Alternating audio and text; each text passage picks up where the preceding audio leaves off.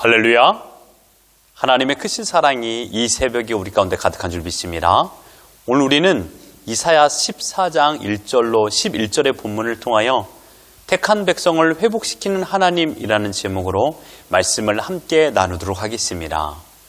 오늘 본문 이사야 14장은 회복과 심판이라는 이사야서의 대주제를 느낄 수 있습니다. 이스라엘의 회복은 곧 열방의 심판입니다. 1절과 2절은 이스라엘의 회복을 노래합니다. 그리고 3절부터 11절까지는 이스라엘의 원수 바벨론의 멸망을 예언합니다. 이스라엘은 하나님의 선택받은 민족입니다. 이 선택은 이스라엘의 어떠한 행동의 결과가 아니었습니다. 이스라엘 나라를 시작하게 하신 분은 누굽니까? 하나님이십니다. 그 하나님은 어떤 분이시죠? 천지를 무에서 유로 창조하신 분이십니다. 천지를 무에서 유로 창조하셨듯이 이스라엘 나라를 만드셨고 그 나라와 언약을 체결하였고 그 나라를 하나님께서 친히 인도하셨습니다. 과거 이스라엘에 임한 하나님의 능력이 가장 강력하게 나타나는 것은 다름 아닌 홍해 도화 사건입니다. 10가지 재앙 끝에 바로는 항복을 하게 되죠. 이스라엘 백성들에게 너희가 원하는 곳으로 가라는 명령을 내리게 됩니다. 모세를 비롯한 이스라엘 민족은 일제히 일어나 애굽의 억압을 벗어나 자유의 길을 떠나게 됩니다. 약속의 땅을 향하여 떠나게 되는 것이죠. 그런데 얼마의 시간이 지났을까요? 애굽의 바로왕 자신의 결정에 반대 명령을 내립니다.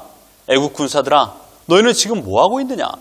저 노예 민족들을 다시 잡아들여라 라는 명령이었죠.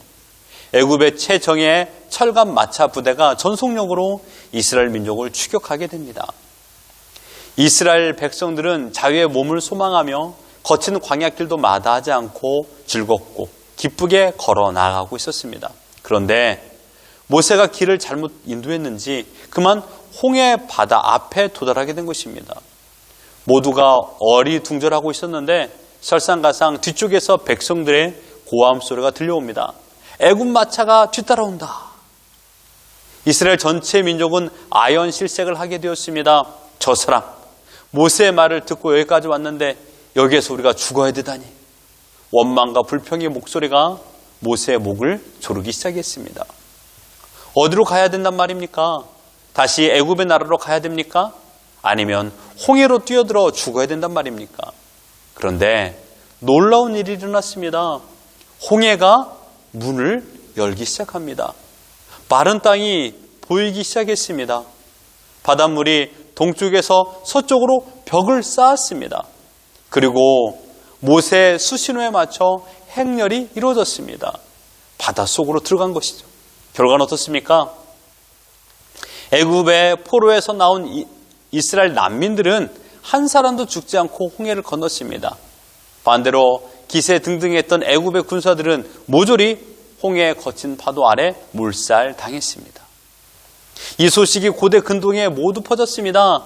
제일 먼저 이 소식에 놀란 자들은 바로 이스라엘 백성들이었습니다. 출애굽기 14장 31절에 이스라엘의 여호와께서 애굽 백성에 행하신 그 큰 능력을 보았으므로 백성이 여호와를 경외하며 여호와의 그의 종 모세를 믿었더라. 뿐만 아니라 열방의 나라들은 어떠합니까? 출애굽기 15장 14절로 15절을 보면 열방이 듣고 떨며 블레셋 거민이 두려움에 잡히며 에돔 방백이 놀라고 모압 영웅이 떨림에 잡히며 가나안 거민이 다 낙담하나이다. 여기서 말하는 블레셋, 에돔, 모압, 가나안 그 지역의 최고 잘 나가는 군사를 거느리고 있던 나라들이었습니다. 수십 년이 지났음에도 불구하고 이스라엘 지켜주시는 하나님의 소문은 식지 않았습니다. 여호수아 2장 9절로 11절을 보면 말하되 여호와께서 이 땅을 너에게 주신 줄을 내가 아노라. 우리가 너희를 심히 두려워하고 이 땅 백성이 다 너희 앞에 간담이 녹나니 이는 너희가 애굽에서 나올 때 여호와께서 너희 앞에서 홍해물을 마르게 하신 일과 너희가 요단 저편에 있는 아모리 사람의 두 왕 시온과 오게게 행한 일 곧 그들을 전멸시킨 일을 우리가 들었습니다. 우리가 듣자 곧 마음이 녹았고 너의 영고로 사람이 정신을 잃었나니 너의 하나님 여호와는 위로는 하늘에서도 아래는 땅에서도 하나님이시니라. 아멘. 천지를 만드신 분이 하나님이심을 이방 사람이 고백하게 하셨습니다. 그 하나님께서 이스라엘을 사랑하십니다. 오늘 본문에 보면 긍휼을 베푸셨다라고 말씀하고 있습니다. 1절을 보십시오. 여호와께서 야곱을 긍휼히 여기시며 이스라엘 다시 택하여 그들의 땅에 두시리니. 여러분, 하나님은 이스라엘 백성을 선택했습니다. 그리고 이사야를 통하여서 그들이 심한 심판을 받을 것이라는 예언을 듣게 하십니다. 그리고 그것도 끝입니까? 택한 자들을 다시 회복시켜 주신다라고 약속하고 있습니다. 하나님께서는 이스라엘을 불쌍히 여기시지 않은 적이 단 한 번도 없었습니다. 언제나 불쌍히 여겼습니다. 여기서 불쌍히 여기다라는 것은 사랑하다라는 뜻입니다. 너무너무 사랑하여서 그들을 안쓰럽게 여겼다라는 것입니다. 하지만 이스라엘 백성들은 환경의 어려움이나 또한 환경으로 인하여서 하나님의 사랑을 파악하지 못했습니다. 아니, 하나님의 사랑을 받아들이지 못했습니다. 환경이 좋을 때는요, 하나님을 떠나 이방 우상들을 사랑했고요, 환경이 어려울 때는요, 하나님을 떠나 이방 우상들을 의지했습니다. 그들의 마음은 하나님의 분노에 가득한 생각으로 차 있었습니다. 왜 이렇게 됐는지 모르겠습니다. 그 이유는요, 모든 일들이 자신의 뜻대로 되지 않았기 때문입니다. 또한 모든 일들을 겉모양만 보고 판단하기 때문에 하나님의 인도하심을 인식하지 못했습니다. 사랑하는 성도 여러분, 우리의 모습이 이스라엘 백성들과 비슷하지 않습니까? 우리는 환경에 따라 우리의 마음과 믿음이 매일마다 바뀝니다. 아침에는 좋았다가요, 점심에는 화가 가득했다가 또 저녁에는 또 좋았다가요. 그래서 우리의 구원을요, 믿음으로 근거해서는 안 됩니다. 우리의 믿음으로요. 구원의 근거를 우리의 믿음으로 주어진다라면 어떻게 될까요? 내 믿음이 바뀔 수가 있다는 것입니다. 하나님께서 중생시켜 주셔서 우리가 믿어지는 것입니다. 만약 우리가 믿는 것을 근거로 구원에 이르게 되었다면 우리의 믿음이 약해지거나 우리의 믿음이 사라지면 여러분, 우리의 구원도 사라지는 것일까요? 결코 그럴 수 없습니다. 여러분, 하나님의 구원은요, 변함이 없습니다. 믿습니까? 하나님의 사랑은 이스라엘에게서 떠난 적이 없습니다. 이스라엘은 하나님을 떠난 적이 있습니다. 그러나 하나님은 그를 떠난 적이 없습니다. 그렇기 때문에 언약이라는 것입니다. 우리의 구원도 마찬가지입니다. 하나님께서 우리를 선택하여 주셨기 때문에 우리가 믿음이 연약하고 설상가상 믿음이 사라진다 할지라도 하나님께서는 하나님의 선택을 끝까지 보장하십니다. 에베소 1장 4절에 보면요, 곧 창세전에 그리스도 안에서 우리를 택하사 우리를 사랑 안에서 그 앞에 거룩하고 흠이 없게 하시려고 라고 말하고 있습니다.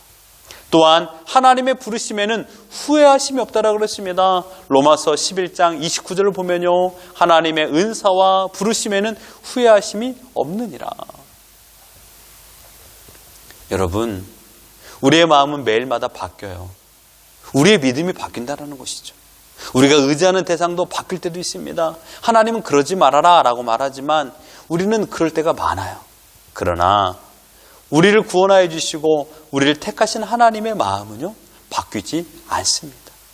우리를 회복의 은혜를 베풀어 주시는 분이시 바로 하나님이십니다. 하지만 우리의 인생은 3절처럼 어떻습니까? 슬픔과 공고와 수고하고 고역하는 날을 경험합니다. 전지를 만드신 하나님의 사랑이 있음에도 불구하고 현실의 삶에 고달픔이 연속되기도 합니다. 너무 힘들어 하나님을 잊을 때가 있다라는 것입니다. 너무 힘들어 하나님을 떠나 내 마음대로 살아갈 때도 있다라는 것입니다. 때로는 하나님을 원망하게 되고요, 때로는 하나님과 상관없이 내 뜻대로 살려고 할 때도 있습니다. 그러나 고달픔의 시간은 여러분 끝이 있다라는 것에 소망을 가지시길 바랍니다. 하나님께서 백성들의 연약함을 감싸 주시는 방법이 이겁니다. 안식을 주시는 날을 허락하신다는 사실입니다. 택한 자들에게 진정한 안식은 무엇입니까? 오늘 하루의 즐거움일까요? 그렇지 않아요. 택한 자들에게 안식은 예수님이십니다. 믿습니까? 예수님께서 이 땅에 오셔서 하나님께서 택한 백성을 구원을 허락하여 주셨습니다. 예수님은 구원자로 이 땅에 오셨습니다. 이것으로 모든 사역을 다 이루심이 아닙니다. 택한 자들을 끝까지 책임지시는 은혜를 베푸십니다. 세상이 줄 수 없는 평안을 우리에게 허락하여 주셨습니다. 요한복음 14장 27절에 평안을 너에게 끼치노니 곧 나의 평안을 너에게 주노라. 내가 너에게 주는 것은 세상에 주는 것 같이 아니하니라. 너희는 마음에 근심하지도 말고 두려워하지도 말라. 주님께서 친히 샬롬이 되어주셨습니다. 이 세상은요, 엔샬롬입니다. 평안이 없다라는 뜻이죠. 그러나 주님께서 샬롬이 되어주셨습니다. 내가 평안이다. 그렇게 주님을 부르는 곳에는 샬롬, 곧 평안이 함께합니다. 여러분의 가정이 예수님을 믿기에 여러분의 가정은 평안한 줄 믿습니다. 평안이 우리의 선물이, 하나님께서 평안을 우리에게 선물로 주셨습니다. 그러므로 예수님의 평안은 세상에서 만든 메이드 인 월드가 아닙니다. 메이드 인 지저스입니다. 예수님 자신이 만드셨기 때문입니다. 어떤 상황에서도 우리에게 평안이 유지될 수밖에 없습니다. 어떠한 조건 있는 평안함은 진짜 평안함이 아닙니다. 이 세상의 진정한 평안은 예수님 자신입니다. 그렇게 근심도 하지 말고 두려워하지 말고 오직 주님 때문에 기뻐하시는 우리 모두가 되길 바랍니다. 또한 본문 4절부터 11절은요, 바벨론의 멸망을 예언하고 있습니다. 바벨론은 대대로 하나님을 대적하였던 원수였습니다. 바벨론의 멸망, 왕의 몰락, 왕가의 몰락, 구체적으로 언급하신 하나님이십니다. 하늘 아래 모든 사람은 하나님 앞에 복종해야 됩니다. 바벨론 왕 또한 하나님의 말씀에 복종해야 됩니다. 그러나 바벨론 왕은 하나님과 동급으로 자신을 높여놨습니다. 그러나 11절에 그 영화가 소울에 떨어졌고 구더기 위에 누웠고 지렁이가 이불이 되어버렸다라고 말씀하십니다. 현재의 향락과 번영에 취하여 교만으로 살아가는 사람들의 어리석은 자만에 가득 찬 이런 존재들은요, 미래에 받을 형벌을 아주 생생하게 하나님께서 표현하고 있는 것입니다. 사랑하는 성도 여러분, 하나님의 선택은 실수가 없습니다. 또한 선택하신 하나님의 계획은 또한 실수도 없습니다. 지금 어떠한 형편에 있든지 하나님은 우리를 지키시고 계십니다. 우리와 함께 하십니다. 우리에게 회복을 친히 허락하여 주셨기 때문에 이 회복을 이루기 위하여 예수님께서 이 땅에 육신의 몸을 입고 오셨습니다. 십자가에 죽으셨고요. 그리고 부활하셨습니다. 승천하셔서 지금 하나님 우편에 거하십니다. 그리고 우리에게 성령님을 보내셔서 우리 안에 내주하십니다. 하나님을 믿고 예수님의 가르침을 따라 살아가도록 우리를 격려하고 계십니다. 사랑하는 성도 여러분, 택한 자들에게 회복의 은혜를 베푸신 하나님이십니다. 회복뿐만 아니라 더 나아가 하나님의 이름을 열방에 증거하도록 우리를 사명자로 세우셨습니다. 그렇기 때문에 여러분, 근심과 염려로 인생을 허비하지 마십시오. 원망과 불평으로 매일마다 살아간다라면 그 인생이 얼마나 처참합니까? 소망이 있을까요? 근심과 염려의 삶은요, 소망이 사라집니다. 그러나 기쁨과 감사로 살아간다라면 그에게는 소망이 뒤따라옵니다. 가장 멋진 인생이 아니겠습니까? 기쁨과 감사입니다. 왜 우리가 기쁨과 감사를 누릴 수 있습니까? 택한 자들에게 회복의 은혜를 약속하여 주신 하나님이 계시기 때문입니다. 이스라엘 백성들에게 다시금 고향으로 돌아갈 수 있는, 회복의 땅으로 돌아갈 수 있도록 은혜를 베푸신 것처럼 우리에게 하나님께서는 현실의 어려움이 있다 한들 그 현실의 어려움을 뛰어넘는 소망을 허락하여 주셨습니다. 그것은 바로 회복입니다. 하나님의 사랑을 믿으십시오. 하나님의 선택을 신뢰하십시오. 비로소 우리는 진정한 평안 가운데 살아갈 줄 믿습니다. 이러한 은혜로 오늘을 살아가는 우리 모두가 되기를 예수 그리스도 이름으로 축원합니다.